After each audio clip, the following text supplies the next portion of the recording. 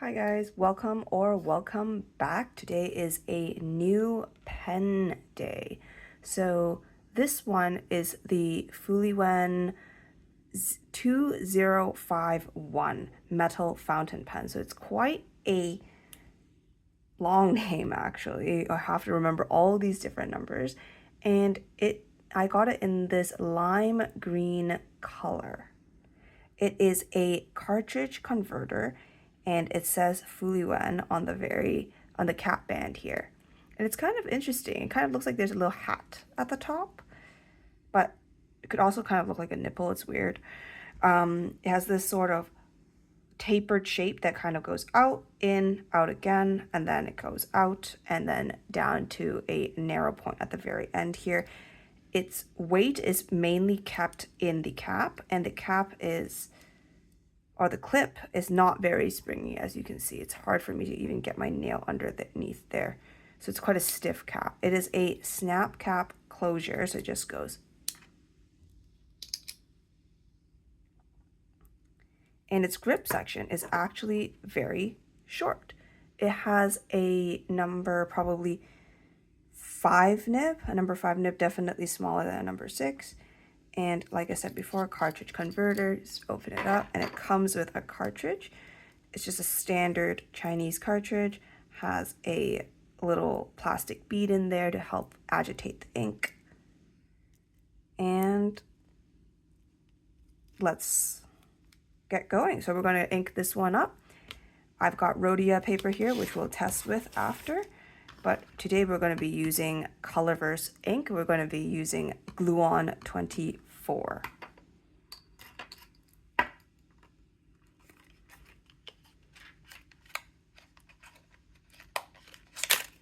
All right, let's get that out of here. And this ink is super fun. It comes in this glistening series. It has several different ones here. It even has a little sticker sheet for everything, but I haven't stuck it on top of this one because I keep everything with the box, so it doesn't really matter for me. I don't have any of the other ones. I quite like this. It's kind of like a goose poop green, actually. And I know you shouldn't shake these. You should like roll them, right? But I do not have the patience for that, so I just kind of tap. Sorry if the camera is shaking. But yeah, it's a goose poop green. It's this very cute bottle. Has a little molecule here that's highly unstable. Not even sure what it really is. Because if those were carbons, then you'd still need an H, and then this triangle shape is so unstable. So I don't know what this is actually. Even as a chemist, I have no idea what that is. All right, so let's open it up, and it is tight. Okay, got it.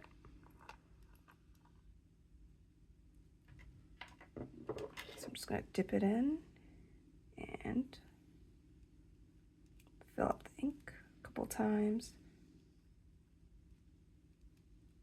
And I'm really hoping, I got this in a fine, but I'm really hoping that it will, oh, it did not take anything up that time. Okay. Guess I wasn't deep enough just now. But I'm really hoping that it will be able to write with this ink. I really like this ink, but it is a high shimmer ink, and sometimes that really clogs up all of my pens, especially the fine ones. Just gonna wipe it off now.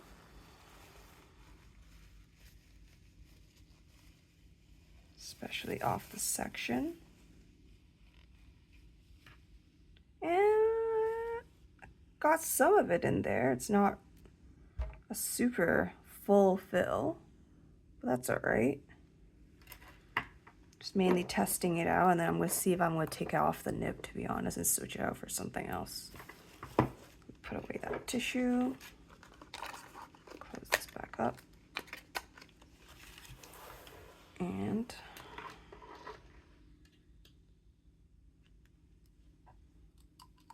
so you can see already the shimmer, just by putting it down, has settled to the bottom. There's so much shimmer in Colorverse inks. I really love them.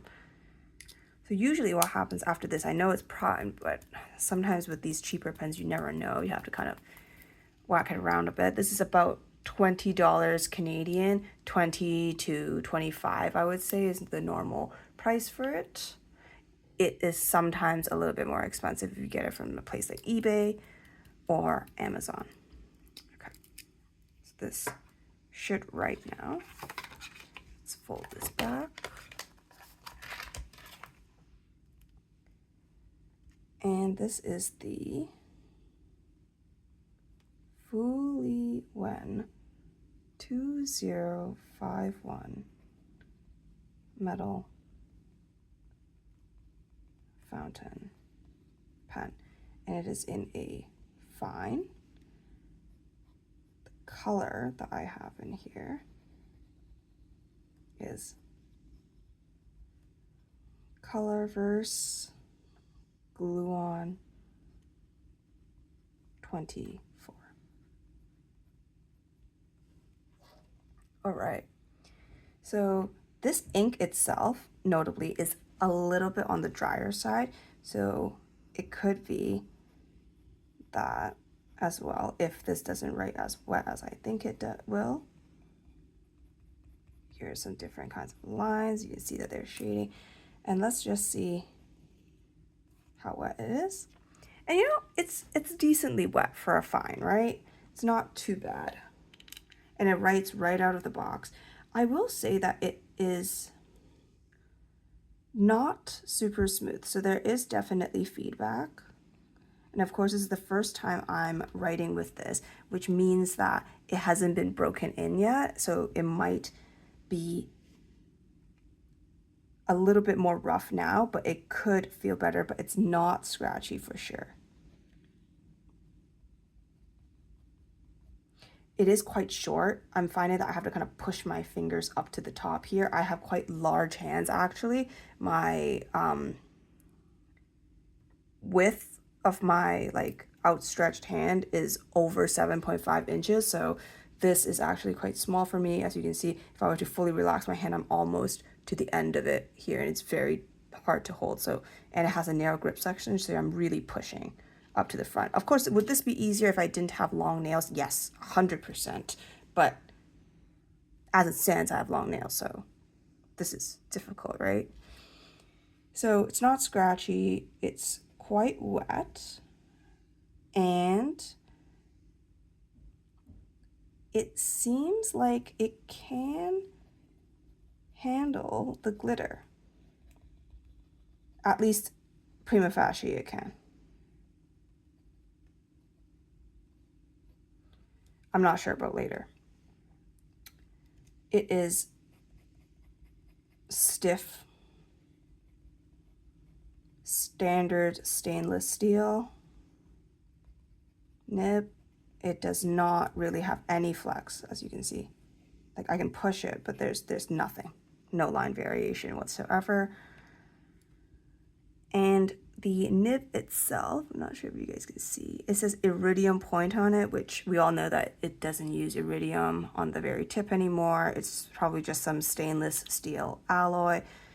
Overall, I got this pen because the cap looks really funky, right? And it's super cute. And also it's a snap cap, which I love. And it seems like it's going to be a relatively reliable writer. It doesn't seem, it doesn't write amazing, but it's also a cheap pen and it can write, and it's a pleasant writing experience, even though it's not like crazy, you know, something that's like super awesome and amazing and etc. So I want to compare this actually with a couple different pens. So let me just grab some pens over here.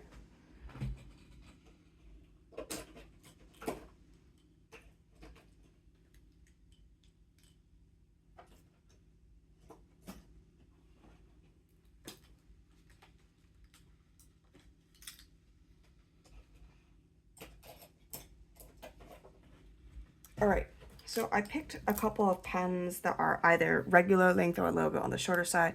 So first I have the Kaweco Perkio. That is a standard pen. This one fits actually really, really well. I have the Platinum Plaisir. This one is in Aura. And this one is also about the same size. You can see both of these pens are a little bit larger than the one over there.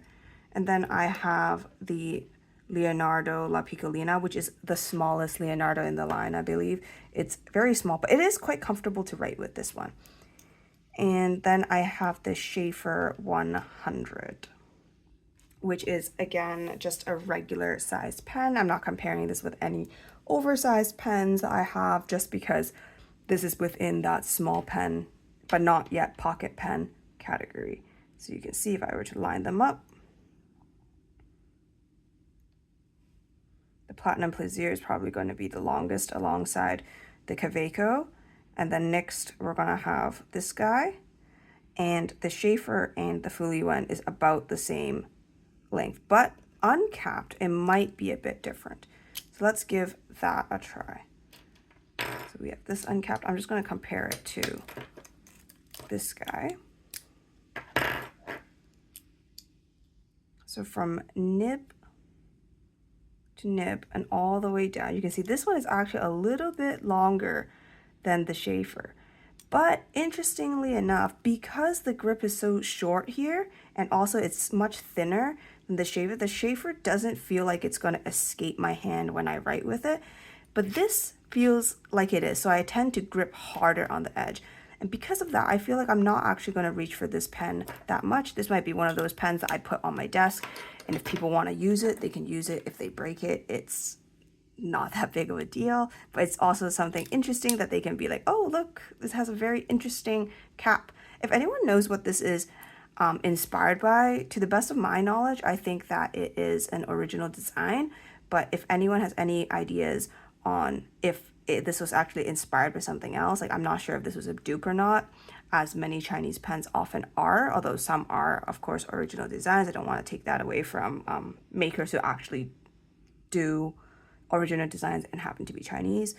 So yeah, let me know in the comments, and let me know if you have one of these as well, because I'm actually quite surprised that a fine pen is so stiff can handle something like Colorverse Gluon 24, because it is so, like, it is filled with glitter. And let's see if you guys can actually see the glitter here.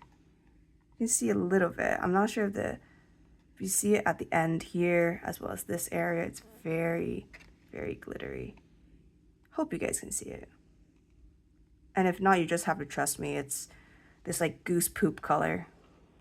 Just kind of like semi-diarrhea-ish color.